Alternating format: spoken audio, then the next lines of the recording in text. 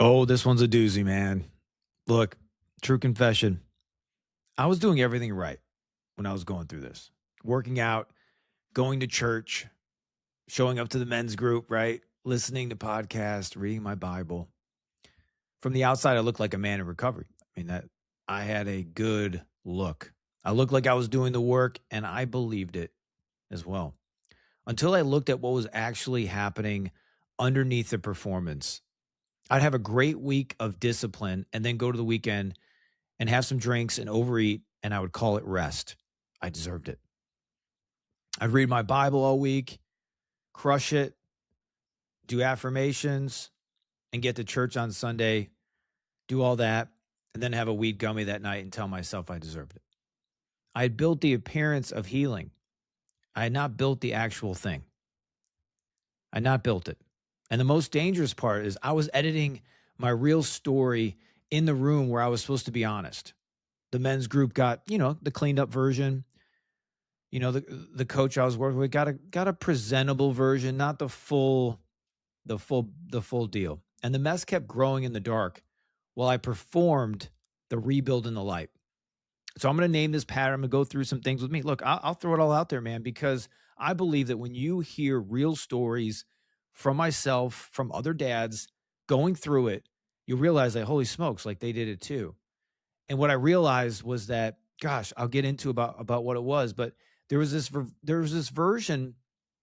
There's a version of this divorced dad rebuild that looks exactly like recovery. Goes to the gym, checks the boxes, shows up to the right places. When you ask them what's going on, they have an answer for everything that they're doing.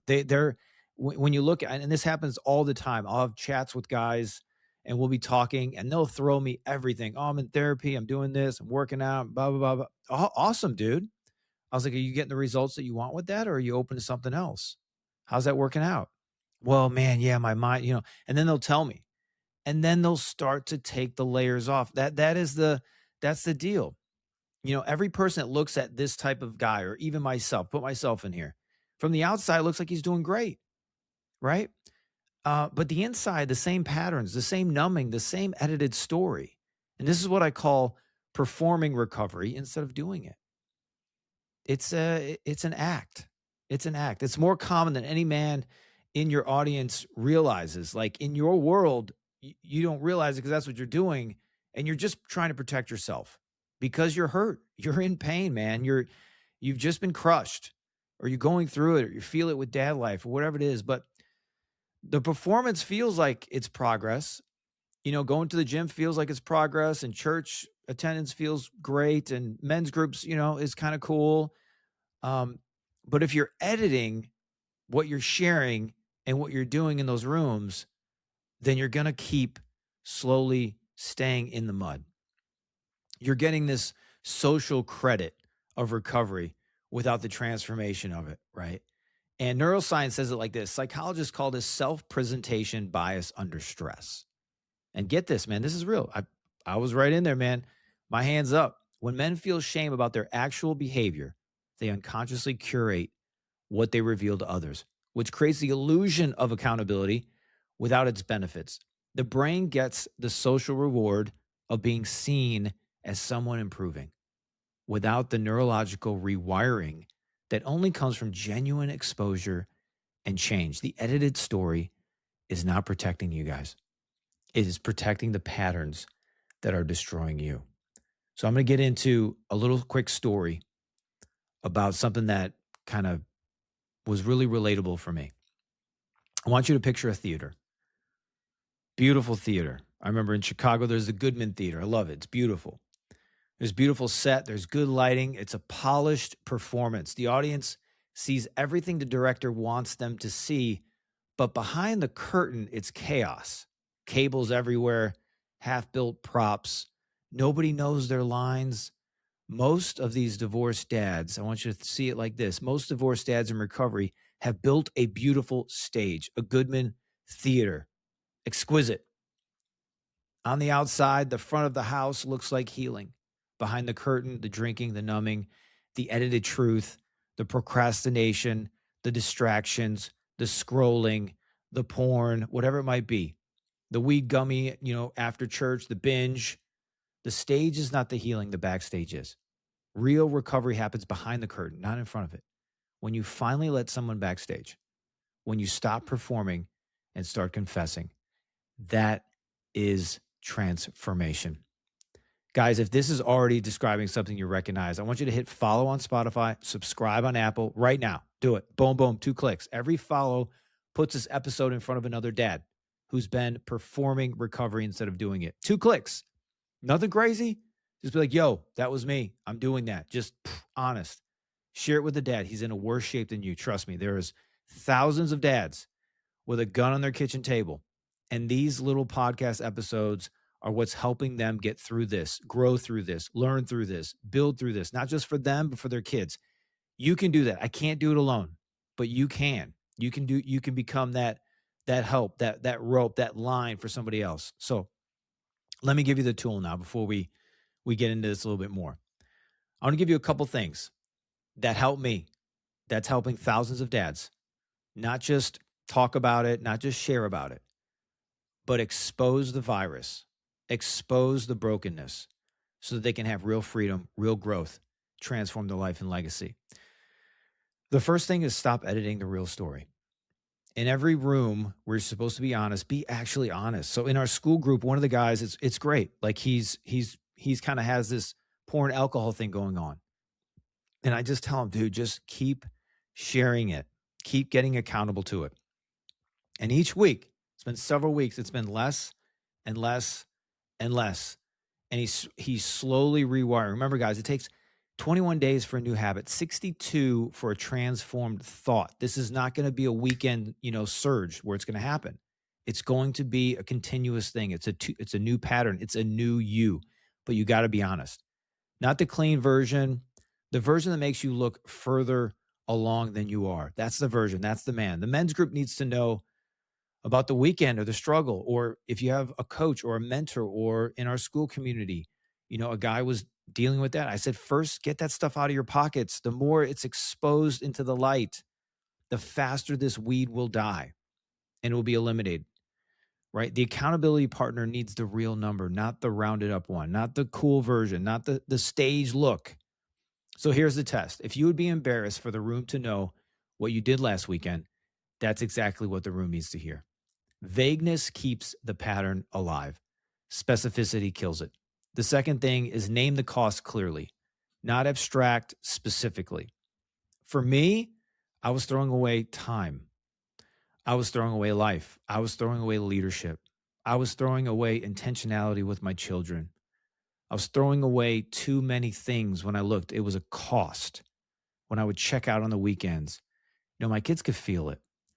They didn't get the best present father, the man that I could always be. They weren't. They got a man going through the motions, telling himself that he's good, everything's fine, and wasn't.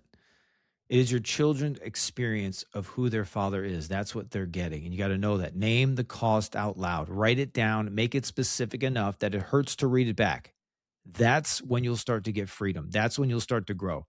Because the pain of seeing the cost clearly is less than the pain of paying it indefinitely. There is a cost mentally, physically, emotionally, financially, relationally. All of those things are costing you in some way, and you've got to get specific. Number 3, get accountable to the backstage, not just the front of house, man. Find a person who gets access to the real version of you, not your Instagram, not even your men's group, man. I think many times in men's group, even there is so many edited versions. Maybe they don't want to cuss. Maybe they don't want to say they're rubbing one out in the morning, which, guys in our school would be like, hey, I was looking at porn in the morning. I rubbed one out. Most places aren't really prepared to hear that. But the reality is that is destroying you. Those drinks are destroying you. That lack of accountability is destroying you. One person has to know what happened. Who do you text when you're going through it, when you're feeling it? What do? Do you have a system? And we go through those systems about what to do when these things happen so that because if you try and do it in the moment, it's not going to work out. You need the system so you get through it and you grow through it. It's also going to give it's going to give you leadership. So you got to ask these questions. What's that one relationship built on actual honesty that'll produce the transformation, right? In a year of doing this, of 100 days, I would say 100 days is such a huge, it seems like a huge commitment. It's a little more than 3 months, man. But I'm telling you, that will transform your life, your leadership, and everything that you are called to be, the man that you know that you are. It's there, man. It's still there. John 8:32 says this: you will know the truth, and the truth will set you free. Not the edited truth, not the presentable version, the actual truth. The one you've been keeping backstage. Jesus didn't say the comfortable truth will set you free or the truth you're ready to share. He says the truth, all of it, named out loud to God and to at least the other person who can hold it with you. The freedom you've been looking for is not on the other side of a better performance. It's on the other side of a more honest confession. Stop performing, start confessing. That's where the healing actually lives. And listen, a lot of times I talk about this drifter thing, and I want to give it to you like this. Drifters perform recovery. They build a beautiful stage, the gym, the church, the men's group, and keep the chaos hidden backstage. They edit the real story in every room that could actually help them, and they wonder why nothing is shifting. Builders let someone backstage. They stop performing and they start confessing. They name the cost specifically enough that it hurts. They get a person who gets the real version. A client of mine recently was going through this in his house. It was a disaster. And he kept telling me, well, I'm just not organized, or I have such a problem with this.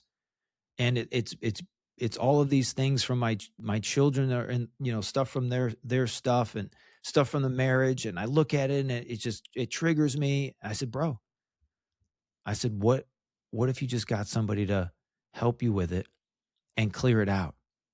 And what would that mean to you to have a house where you can walk in, where you work in, where you live in, that's at peace? What if it was just that simple? He did it. He got it all organized. He got it all arranged. He got help.